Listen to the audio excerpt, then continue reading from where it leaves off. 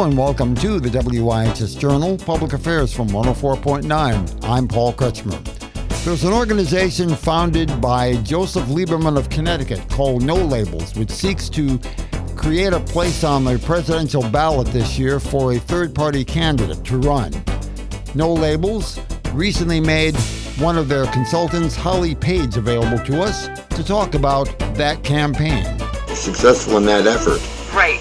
Well, anybody who, first of all, let me say, we would only offer our ballot, and that's all No Labels can do, is offer the ballot. If there is a candidate or candidates, they would have to create a campaign and run outside of No Labels. But let me just tell you that one of the reasons why we are very optimistic is in 48 states in the nation, it is a winner-take-all in the Electoral College for that state. That means the candidate running for president who gets the most votes wins all the Electoral College votes. So we do see a clear path to 270.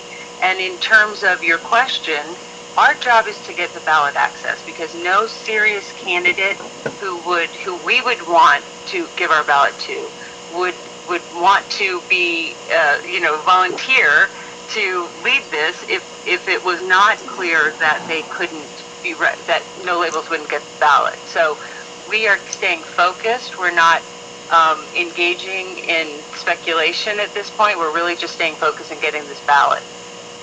Okay. Is it true that philosophically is No Labels able and willing to work within the existing electoral college system, for instance, rather than propose doing something else, Absolutely.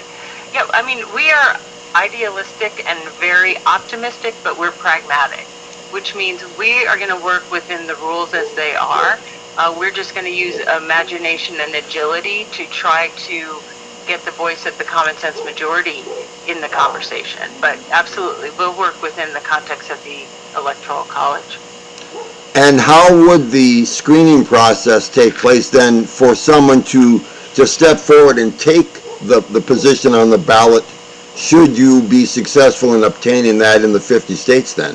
We have a process that will be released at the appropriate time, but the main focus for us right now is, like I said, getting ballot access, because both parties, but particularly the Democratic Party right now, of which I come out of, by the way, is doing everything they can to try to prevent us from getting on ballots. And it's actually quite disheartening to see some of the tactics that are being used, because choices are a good thing for democracy. And so that's why we are just really staying focused with getting the ballot access. Why does that seem to be the case? Because if I look at my history, and it's easy for me to do in this particular case, a former Democratic vice presidential candidate named Lieberman from Connecticut, through his support during the 2004 election to the Republican candidate, John McCain, and I remember there was a great deal of flurry of comment back then. How could one guy cross the line and support the candidate from the other side? Are we, in your opinion, are we unable as a nation to be bipartisan or maybe even nonpartisan when it comes to electing the highest office? I actually think, and like I said, I spend my days, talking to folks and traveling.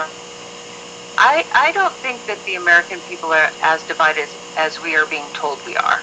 I do think that politicians think it's in their political best interest to divide us, to pit us against each other. And part of what No Labels is about is giving, Americans who are working hard, playing by the rules, not paying close attention to politics, a point of entry to make that point of view heard. That, sure, they have their views and their opinions, and they may differ from other folk. Normal, everyday Americans can figure out a way to engage with people who view the world differently, but find a common solution.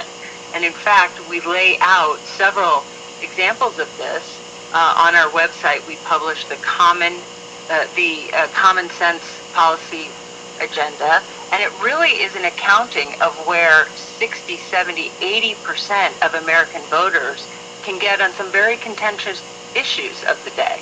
So if we follow the lead of the voters, they will help us get out of this mess. They are not as vitriolic as we are being told we are. How heartening or disheartening is it for you as a member of working for No Labels who comes out of the Democratic background then to watch President Biden attempt to, in effect, cut short the primary season by choosing not to accept the results of the New Hampshire primary? It's disheartening to me. Yeah, definitely. I think that, President Biden believes he has a strong record to run on. So kind of what are they afraid of with all of it? So I believe that more choices, more debate, more conversation, more engagement is what our democracy and attempts to, shorten that or cut it off or prevent it from happening are not in our collective best interest. As far as the timetable is concerned, as we're speaking, it's just the beginning of February in 2024. You have told me that you will release the name or names of people at the appropriate time. Aside from that, what do you anticipate the timetable being? I would think now that we're within the calendar year of the next general election that the timetable might be a little bit accelerated or beginning to look like it needs to be accelerated at this point on the calendar. Right. We wanted to let the traditional parties' primaries play out. We expected actually to go on a little longer than it seems to have, but we wanted to make sure that that if we decided to offer our ballot, that the candidate that we would offer it to would be able to talk to voters that it seems that both parties are neglecting. So in other words, we had to wait and let that play out. And now that has, we are really focused on getting the ballot, because without the ballot, it doesn't matter who wants to run for president. They can't. You have to be able to appear on the ballot. So that's our number. One of the observations I've made to friends recently is that when you go to see a movie from Hollywood, it seems like the only thing they do is make sequels of previous successful movies. It seems to me, as an observer, that the presidential races are getting like that too. Instead of having someone fresh every time an election comes up, we have people running over and over again. For instance, during the 1950s, there was only one real ballot in both 1952 and 1956. Adlai Stevenson and Dwight Eisenhower. People didn't really have much of a choice beyond that. How do you feel about that? Yeah, I mean, I agree with you. I think the country's hungry for new leadership that's going to move beyond the conversation that we've been having now for several years. And No Labels, with our unique and innovative approach to getting on the ballot and to offering a third choice, I think could help that, because it's hard to have new leadership if they can't get through a primary, if they can't,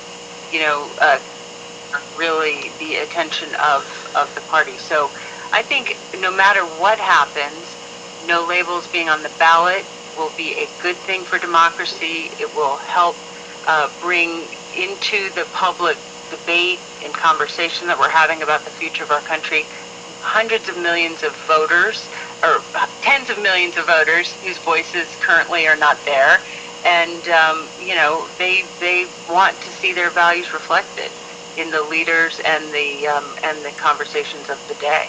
Thank you very much for your time, Holly Page. Thank you for giving us the opportunity. Once again, my guest on today's broadcast about No Labels was Holly Page. For further information, call us at 860-346-1049. 860-346-1049. Opinions expressed are those of the participants, not necessarily those of the staff or management of the station. I'm Paul Kretschmer on the WIHS Journal, Public Affairs from 104.9 WIHS.